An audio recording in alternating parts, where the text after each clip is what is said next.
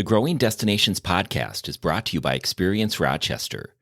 Learn more about Minnesota's third largest city, which is home to Mayo Clinic and features wonderful recreational and entertainment opportunities by visiting experiencerochestermn.com. For publishers today, you have to embrace the idea that content is no longer bound by format and delivery isn't bound by a subscriber list. Welcome to the Growing Destinations podcast, where we take a deep dive into destination development and focus on a wide range of topics, from tourism and entertainment to economic development and entrepreneurism, and much more. I'm your host, Bill Von Bank.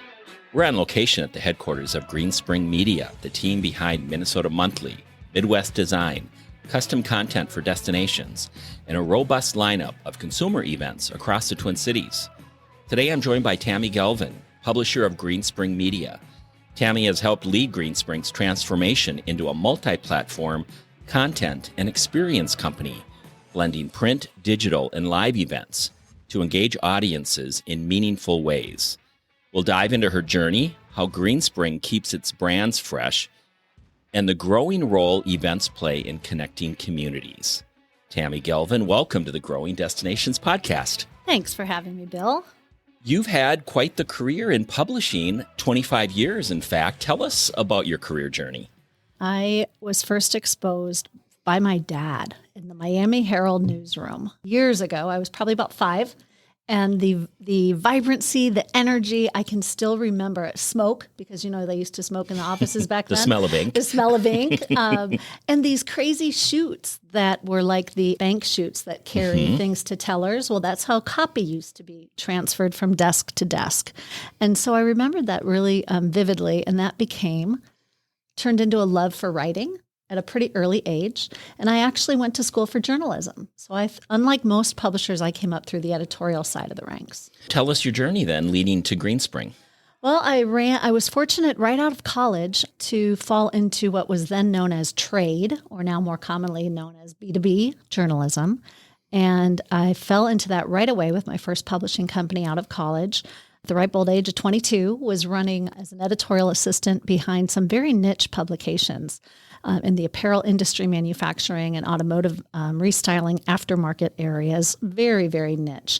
But what it did was it exposed me to this world. You know, going through journalism school, you hear about consumer publishing, People Magazine, USA Today, things like that. I didn't know that this B2B world existed. I spent many years there, and then eventually made it to the dark side of sales and marketing, as they might say, and have stayed here ever since. But with that love of journalism at my heart. Greenspring Media has been a staple in the publishing world for over 55 years. How would you describe the company's journey from its early days to now as a multi-platform content powerhouse? We began like most traditional publishers with a very strong commitment to local storytelling. So through the pages of Minnesota Monthly, we did just that. Fast forward almost 6 decades, if you can believe it. And we're now really a true content studio, producing award-winning work across pretty much every platform, print, digital, custom, events. But one thing that has been the through line of all that is that storytelling. All that has changed is how we now share it and where we share it. As publisher, what does your day-to-day look like now, and where do you focus most of your energy? Well, no 2 days are alike, which is something I certainly love. I spend a lot of my time on strategy, looking ahead and identifying growth opportunities, new business opportunities, while making sure that our teams have what they need to do their best work. We're up to about 120 print publications a year now. So do the math. It averages out to 2 annually pretty much, right? And on top of that, we've doubled our workforce in the past 3 years through 2 very large acquisitions. And so those have kept me very busy, onboarding basically half of a company and trying to assimilate these new, what were distinct teams, into our team. How do you approach nurturing talent across editorial, sales, creative teams, especially in such a fast-moving, multi-channel environment? You know, I think like anything, it starts with trust and communication. We invest in our people through mentorship, collaboration, encouraging cross-departmental learning. We are extremely nimble and agile. We experiment, we pivot, we stay curious, and that cuts across editorial, art, sales. And in order to do that, we really have to make sure that people feel like they have a voice. They can say, hey, I need help. Those are strong, powerful words in our environment, not foreseen as a weakness, because that means we can help them, give them the tools to produce even better products. How has the environment in terms of your work culture changed post-COVID? Coming into COVID, we had just moved to this beautiful space here in central Bloomington out from downtown Minneapolis. And we went from a kind of, 10th floor of the Baker building downtown to this beautiful open to the roof deck, warehouse type feel. So our culture, we felt, was clicking on all cylinders. And then 3 months later, I sent everybody home because the pandemic hit. I can relate. Yes. And what was interesting is I honestly thought when we came back about 9 months later that we'd just pick up where we left off. But the reality is we all changed as individuals. Every last one of us. The pandemic did that, right? Our priorities changed. What was important going into COVID versus coming out changed. And so therefore, as a company, our culture changed. And I brought together all the heads of the departments, and we sat down and spent a lot of time talking about who are we now? What do we do? How do we go forward? I think one of the best examples going into COVID, we were a butts and seats company, 24/7. People came 8 to 5, sat in their chairs, did their job. When we came back, we realized people didn't like that anymore. They wanted the flexibility. So rather than being forced to start an official, what people call hybrid or temporary remote policy, ours is an official work from home policy that we would never have had pre-COVID. And to this day, we still are working on that culture. We want to have fun. We take what we do seriously, but we want to have fun while we do it. What have been some of the biggest changes in the magazine industry that you've had to navigate? Here at Greenspring, I would say it was the digital disruption, right? In my career, I'd say it was probably back in the early 2000s when they said print was going to die. And as we know, it hasn't. Has it evolved? Absolutely. Might it continue to diminish in the future and future generations? Perhaps. And that's why these extensions of the print brand are so very important. So I think digital disruption, first and foremost, we embraced that early on by starting a digital marketing studio. Another shift, I guess I would say, is the changing audience expectations. Today's reader wants more personalization, more interactivity, and content that meets them where they're at. And you can get them still in a dentist's office with the magazine to something they get emailed to them during the course of the day or something fed to them on their phone. Exactly. For publishers today, you have to embrace the idea that content is no longer bound by format and delivery isn't bound by a subscriber list. I've read Minnesota Monthly for years, so let's take a look at that. How do you keep a publication like that has been around fresh and you still have competition for the reader, both online and print, but from a print perspective, how do you keep Minnesota Monthly still viable? Well, the last 6 decades, really, it comes down to 2 things. You really have to be in touch with your audience. You have to understand the communities that they live and breathe in, both from a professional and a personal standpoint. We do that with research. We do that with annual audits of our audience. We also use what back in the day were called brand extensions, i.e. events, to really understand them and get to know them even better, bringing the advertiser who wishes to reach the print subscriber into a face-to-face environment and having an opportunity for active dialogue. What is it you want to see more of? What do you want to see less of? I think the greatest advent of social media for publishers is that it has created a heightened engagement ability for that communication. Well, you mentioned events, so let's talk a little bit more about that. How do events complement your media and content strategy?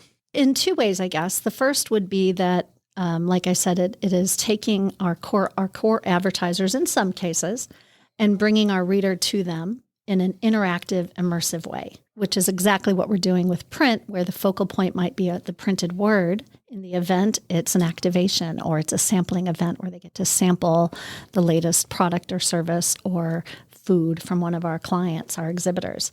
The other way that we do that is we look at it via audience extensions and less so much about brand extensions. So while Minnesota Monthly, obviously we have the Food and Wine Experience, we have Minnesota Monthly Grill Fest, Minnesota Monthly Fine Spirits Classic. You see a pattern here. We brand them, of course, with Minnesota Monthly. On the Midwest Design side, we have the luxury home tour. And what we do with those is we take a look at the core audience and then go, how can we expand that audience? So you've been to Food and Wine. I have many years. Yep, it's amazing. We just had our 30th at the Omni. And that is very much our core sweet spot of the Minnesota Monthly Reader, right? If you go to Grill Fest, that is an absolute blatant attempt to go after a younger demographic. So as our aging Minnesota Monthly readers coming off of the market, we have a constant pipeline coming back in. So Grill Fest skews a bit younger. Then let's talk about CannaFest for a moment. Yeah, brand new or fairly new for you, right? Fairly new. This will be our third year. And that is a completely divergent audience and demographic than the two that I just mentioned. So now we're seeing where events back in the day were simple brand extensions where the audience, the exhibitors, the sponsors mirrored those that you found in print. Now we're really using it more strategically to expand the total audience reach. In addition to your owned publications, you also produce custom content for many clients, including tourism organizations. Can you share a few examples of destination marketing projects that you feel especially proud of? I sure can. Do you know the first one's going to be? Is it in Rochester, Minnesota? It is in Rochester, Minnesota. We've been fortunate to produce that guide since 2018. It is one of our favorites. And I think it's one of our favorites because not only does it reach that very important tourism market, but also has to serve a utilitarian market while you have so many people that have to go to Mayo for not the greatest of reasons, right? And I think Right. your organization does just a spectacular job of walking that line and truly showcasing the destination that Rochester is. So that one is near and dear to our heart. Even if you weren't sitting here, I would say that. Another one I would have to say is probably Bloomington, Minnesota Travel and Tourism, and it's co-branded with the Mall of America. Greenspring has produced that for almost 30 years. Almost Wow. all the years that the mall has Impressive. been here, we have done that publication.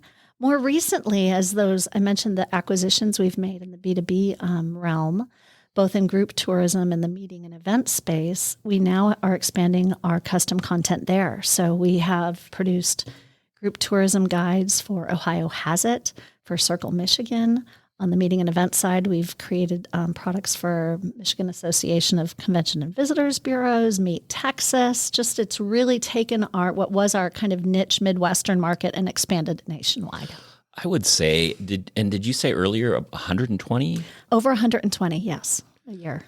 Incredible. And also for some Fortune 500 companies too? Absolutely. We've done quite a few custom publications over the years from everyone from US Bank to in the financial sector, RE/MAX in the realtor side of the business, quite a diverse group. The publishing industry has seen dramatic shifts over the past decade, from the digital disruption, which you mentioned, to changing consumer habits. What do you see as the biggest challenges facing publishers today? Well, certainly costs. Back in the day, print was the calling card, and it was also the profit center. And with certain hard costs that are going to go up every single year, obviously it's not just the paper, but it's also postage. We're having yet another one in July. The United States Postal Service just announced yesterday. And so those rising costs are really changing the dynamic. And so while those what I would call the backbone brands are so important and will remain the calling cards, the growth for most publishing companies today will be in all the other areas that we've mentioned. The print products won't go anywhere, but they will become more of that calling card, that extent, the kind of, you know me, my Minnesota Monthly, but here's this entire repertoire of products and services that we can now offer you. How about digital? Do you just see more digital opportunities? Definitely. We're using our own digital marketing services to extend our audiences. And as you know, as a consumer, the things you can do with digital nowadays can be downright scary, right? With Big Brother watching. We do quite a bit of programmatic advertising that we sell to our clients, SEO, SEM. We also produce on the content side, just digital content for clients like Twin Cities Gateway. We've done quite a bit of digital content for Bloomington Travel and Tourism. And so that's just going to continue to grow. And one of the growing trends in tourism are live events. Mm-hmm. And so will you see growth there too? Absolutely. In fact, we see it in two ways. we're known for the large-scale events. We do a spectacular job. Food and Wine will bring in 5,000 to 6,000 people over a weekend. Grill Fest will do about 4,000 people. Where we're really looking at growing is having more frequent, smaller boutique events and expanding our footprint. We're looking at Rochester, as we did hold a Fine Spirits Classic pre-COVID down in Rochester that was very successful, had almost 92%, I think, ticket redemption rate. Wow. Which is enormous for a first-year event. We're looking at Duluth and a couple of other cities as well to take our sampling events to. Very interesting. And in terms of Greenspring as a company, what does the future look like for you? I'd like to say very bright. This is a tough year. It's a tough year for everyone just because of any time there's an administration change, there's a tough year. This year, and a lot of the uncertainties that are happening is making it a little bit difficult. But we are quite bullish on the market, not just print, but digital events. Last year was probably, I would say, at least in the 12 or so years I've been here, our most successful year yet. Oh, wow. On Great. all measures. And so that has really positioned us well for the future. This has been a great conversation, Tammy Galvin, learning more about you, learning more about Greenspring Media and some of your successes and the road ahead. So thank you for being our guest. Absolutely. Thanks for having me. Appreciate you. Thank you for tuning in to the Growing Destinations podcast. And don't forget to subscribe. This podcast is brought to you by Experience Rochester. Find out more about Rochester, Minnesota and its growing arts and culture scene, its international culinary flavors, and award-winning craft beer by visiting experiencerochestermn.com.